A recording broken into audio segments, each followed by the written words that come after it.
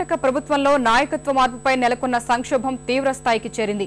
ముఖ్యమంత్రిని మార్చాలంటూ అధిష్టానంపై ఒత్తిడి పెంచుతున్న ఎడ్డీ వర్గానికి చెందిన 9 మంది మంత్రులు రాజీనామా సమర్పించారు. ఎంపీలు సైతం ఇదే మార్గాన్ని అనుసరించాలని యోచిస్తున్నట్లు తెలుస్తోంది.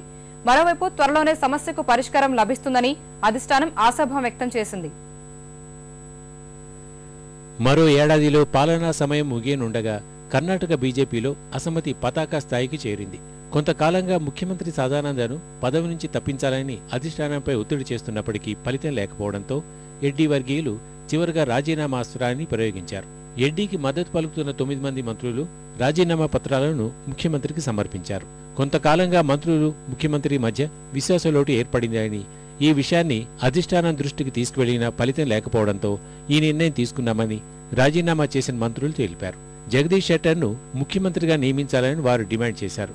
షెట్టర్కు మద్దతు తెలుపుతున్న ఎమ్మెల్యేలు, ఎమ్మెల్సీలు, ఎంపీలు ఆదివారం సమావేశం కానున్నట్టు చెప్పారు. ನಮ್ಮ ವಿಶ್ವಾಸದ ಕೊರತೆ ಇರುವುದರಿಂದ ಈ ಸಮಸ್ಯೆಗಳಿಗೆ ಪರಿಹಾರ ಆಗಬೇಕು ಅನ್ನುವಂತ ಉದ್ದೇಶದಿಂದ ಕೇಂದ್ರದ ನಾಯಕರ ಗಮನಕ್ಕೆ ತರಬೇಕಾದಂತ ಕೆಲಸವನ್ನು ಸಹಿತ ನಾವು ಮಾಡಿದ್ದಿದೆ.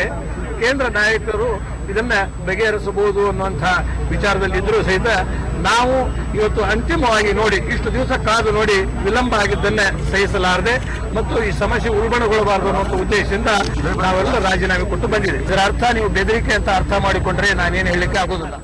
మంత్రుల రాజీనామాతో నెలకొన్న కర్ణాటక రాజకీయ సంక్షోభంపై బీజేపీ అధిష్టానం ఆచితూచి స్పందించింది.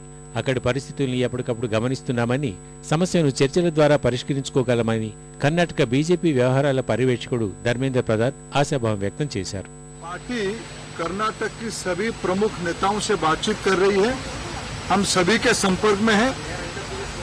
हमें उम्मीद है कि जो क्राइसिस बनी है उसको हम आपस में बातचीत करके एक समाधान की रास्ता जल्द ही निकाल लेंगे. सारे प्रमुख नेताओं से हम संपर्क में हम बातचीत कर रहे हैं. మంత్రుల రాజీనామాను ఆమోదించే అంశంపై సీఎం సదానంద గౌడ ఇంకా ఎలాంటి నిర్ణయం తీసుకోలేదు. అధిష్టానం సైతం రాజీనామాలు ఆమోదించొద్దంటూ సదానందకు సూచించినట్టు తెలుస్తోంది.